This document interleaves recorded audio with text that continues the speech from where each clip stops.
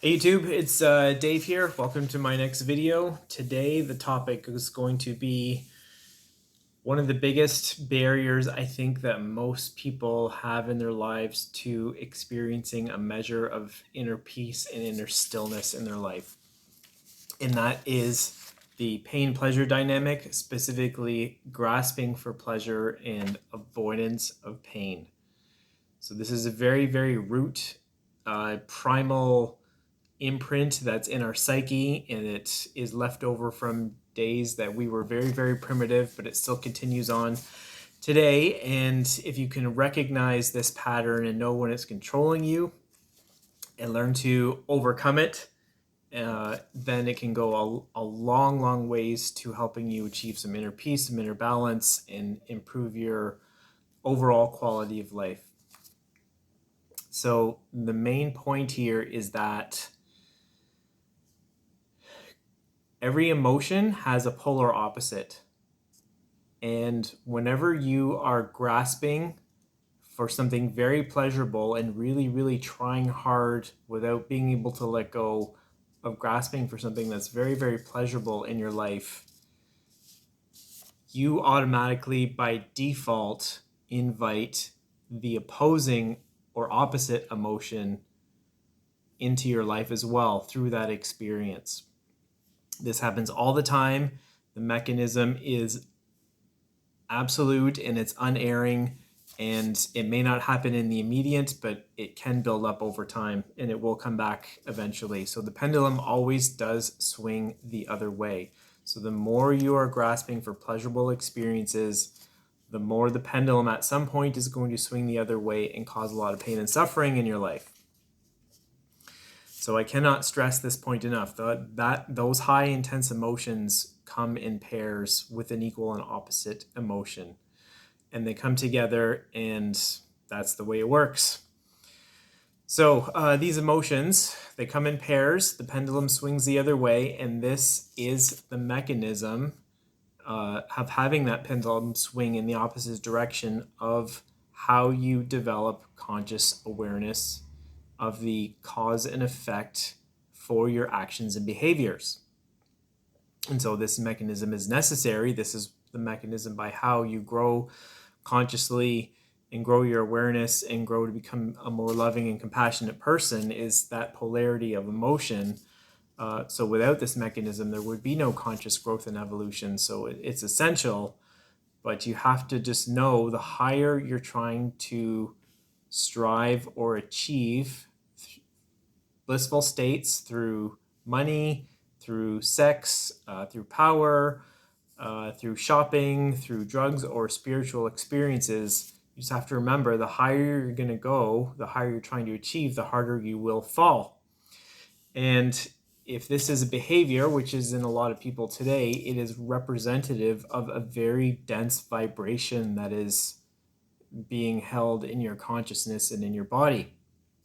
And so we'll pull up a graph here that shows if you're polarizing back and forth between a very high emotional state, right up at like bliss and ecstasy, then you can see eventually that's going to go back down the other way into some of the very deep negative emotional states, and that pattern repeats over time. And if we can map this out on the graph here over time, you can see that that pattern is representative of a wavelength and a vibration. Okay, so that is the vibration that is stored in your body and in your consciousness, and we're going to come back a little bit more to that vibration a little bit later on. So part of the equation of achieving inner balance and inner peace is being able to let go of grasping for pleasure. However, not everybody is able to recognize when they're doing that, when they are grasping for pleasure.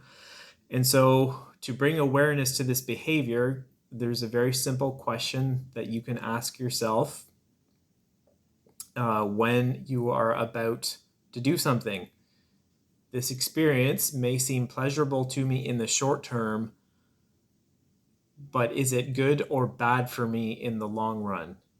And that's pretty much it. It's a very simple question. If what you're about to do is pleasurable for you in the moment, but it is also something that will benefit you in the long run, then go ahead. That's fantastic. It means you're coming from a place of joy and a place of love, and which are very high vibrations, and that's how you want to move through life. However, if you are about to embark on a behavior that gives you pleasure in the moment, but you know is terrible for you in the long run, then that is you grasping for pleasure. And if you can build awareness of this behavior and when you're doing it, then you can learn to start to recognize it and step away from it and let go. Okay, so if you can let go of those behaviors which give you pleasure in the short term but are bad for you in the long run and cause poor health or even more negativity, then that's what you want to do, and that gets rid of half of the equation of grasping for pleasure and avoiding pain, and that'll go a very long ways to helping you achieve some inner balance in your life. However, we're not always able to let go of these behaviors. We're so attached to them, and we are so attached to them because they are usually covering up something else on the inside of us. It's some feeling of uncomfortableness, some negative charge, a charge of negative emotion that is stored within your body and in your consciousness, and that is usually the driving force, or can be the driving force behind a lot of behaviors that seem pleasurable in the moment but are really bad for you in the long run. So when you start to let go of some of these pleasurable behaviors and some uncomfortable stuff starts to come up, that is what you have to face. That is what you have to meet with a space of love and compassion, and that is what you have to learn to let go of. But it's different than letting go of pleasure. Letting go of pleasure is a little bit easier, but letting go of the avoidance of pain is not necessarily so easy, because when you're trying to let go of the avoidance of pain, the only way to actually let go of it is to feel and express whatever is uncomfortable on the inside of you. That's how you get it out of your system. There's a little negative energy charge somewhere in your body, and you have to vocalize that and let that go and get it out of your system. And that it can be very, very uncomfortable. But if you can learn to meet those negative feelings with a space of compassion and love and non-judgment and tolerance and forgiveness, then this is how you meet the other half of the equation of grasping for pleasure and avoiding pain.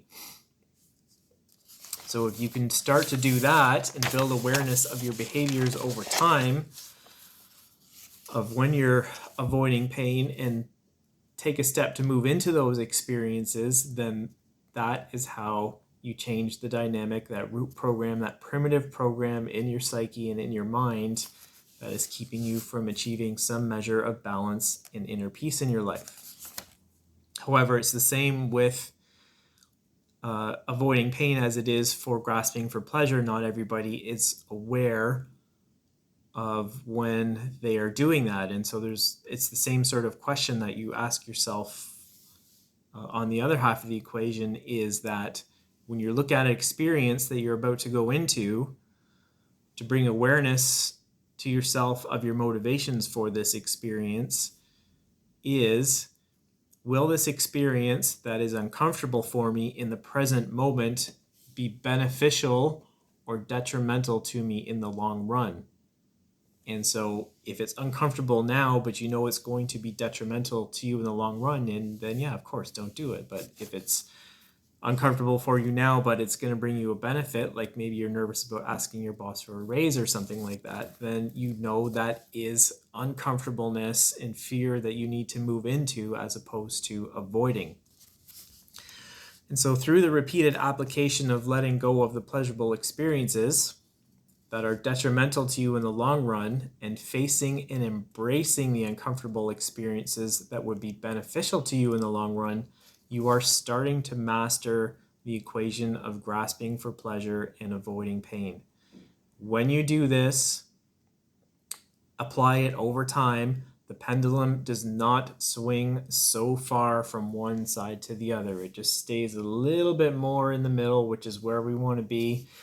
And so here's the other half of the graph. You can see if we map out this type of repetitive behavior over time, it creates a wavelength as well, except because you're not polarizing so far from one side into the other, you can see it also creates a frequency or vibration. And if we compare the two, you can see that when you are closer to inner stillness or inner peace, your vibration is much, much higher. And this is what you want.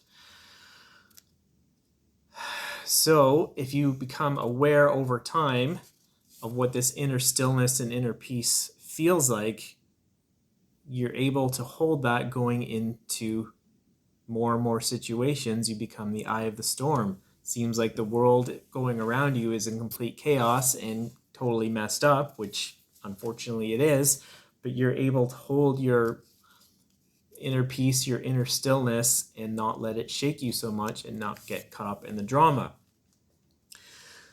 And so if a very pleasurable experience comes your way that is beyond your control, and it polarizes you into a strong amount of bliss, then you experience that and you enjoy it while it lasts, but then you let it go without wanting any more or wanting it to last. But on the same time, if a negative experience or a traumatic experience comes your way that is also beyond your control, you must feel and express any negative emotions associated with that experience. Express them, let them go, without letting any temporary, pleasurable, but self-destructive behaviors take control. This is how you maintain the balance of the pendulum swinging back and forth in your inner world. And so, because of this inner stillness, you will gain a new clarity on the repetitive cycles of behaviors that people around you exhibit, because you will have witnessed them in yourself. You will be able to predict others' behaviors with startling accuracy, and they might think you're psychic, but you're not. You're just witnessing behaviors that you have once gotten over and have now mastered and are paying attention to things that they are not paying attention to. That's all it is. And so with this inner stillness, you will also have a greater clarity on how the world works around you. You will start to witness the cycles in life. You will start to witness the beginning, the middle, and the end of the cycles, and you will start to witness the new beginnings of a new cycle. And you will see how that through these repetitive cycles, a lot of problems will reconcile themselves over time without your interference. This is the natural way of things. You're able to detach from a lot of the drama that the world around you tries to imprint, and there is a ton of drama that the world tries to imprint on you, but you're able to detach from that and not get swept up in it. And so to other people, it may seem like you do not care. That's not true. You do care, but because you're able to witness the cycles and you understand how life works a little bit more, you care, but you also have a lot more faith and trust in the processes of life and how everything will resolve itself in the end in the way that it needs to. And if you get caught up and swept up in the drama, in the emotional, highly emotional charged states, all you're doing is contributing towards the greater dysfunction of the problem at hand.